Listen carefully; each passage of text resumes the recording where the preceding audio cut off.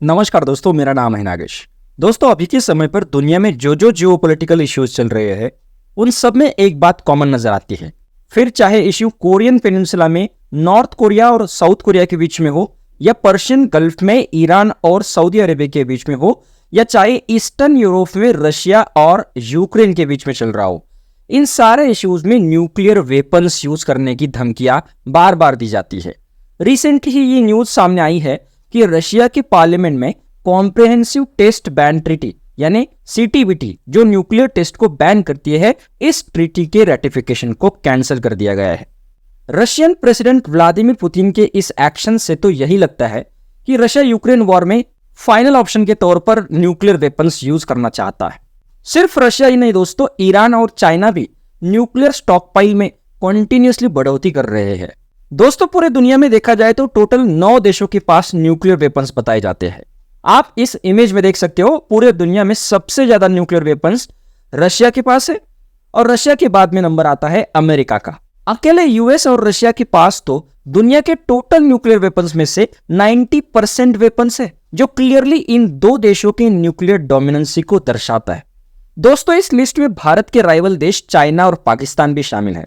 यहां पर सवाल यह बनता है दोस्तों कि ऐसा क्या है कि पाकिस्तान और नॉर्थ कोरिया जैसे इकोनॉमिकली वीक देश भी न्यूक्लियर वेपन्स डेवलप करने में इतने ज्यादा इंटरेस्टेड है। दोस्तों, दरअसल जब भी कोई देश मिलिटरीली स्ट्रांग या एडवांस नहीं होता है और अपने एनिमी कंट्री के सामने वीक लगने लगता है, तब न्यूक्लियर वेपन्स ही इन देशों को अपनी पावर को दिखाने में काम आते हैं।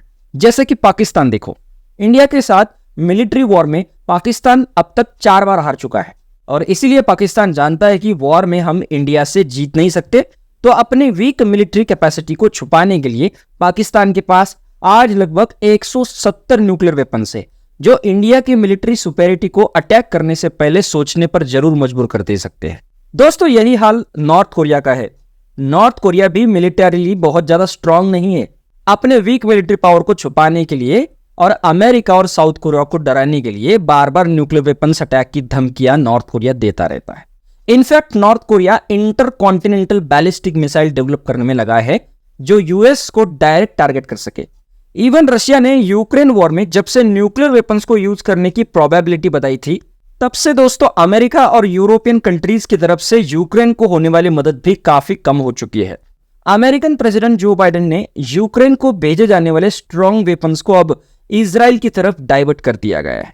यही दोस्तों, अगर हम चाइना की बात करते हैं तो भले ही चाइना न्यूक्लियर वेपन्स डेवलप कर रहा है, लेकिन पाकिस्तान और नॉर्थ कोरिया जैसे उन न्यूक्लियर वेपन्स को यूज करने की धमकी नहीं देता, क्योंकि चाइना की मिलिट्री पावर बहुत स्ट्रांग और एडवांस है। इसलिए ताइवान के इश्यू में यूएस और चाइना के बीच कितनी भी सिचुएशन टेंस हो जाए, चाइना ने आज तक न्यूक्लियर वेपन्स यूज करने की धमकी नहीं दी।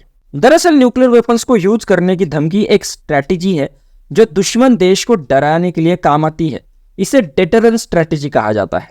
लेकिन दोस्तों, ये धमकियां रियलिटी में बदल सकती है, स्पेशली ड्यूरिंग द वॉर। जैसे कि रशिया यूक्रेन वॉर में अगर यूक्रेन अमेरिका और यूरोपियन अलीज की मदद से अगर जीतने लगता है, तो फिर यह हार रशियन प्रेसिडेंट व्लादिमीर पुतिन के लिए बहुत दर्दनाक साबित हो सकती है। रशियन मिलिट्री और रशियन लोग पुतिन के गवर्नमेंट को चैलेंज भी कर सकते हैं, और इसीलिए दोस्तों Russia Ukraine war Russian president Vladimir Putin के लिए बहुत ज्यादा इंपॉर्टेंट है, जिसे वो किसी भी कीमत पे जीतना ही चाहेंगे, भले ही न्यूक्लियर वेपन्स ही क्यों ना यूज करना पड़े। वीडियो अच्छा लगा होगा दोस्तों तो प्लीज वीडियो को लाइक, शेयर एंड सब्सक्राइब जरूर करना। Thank you.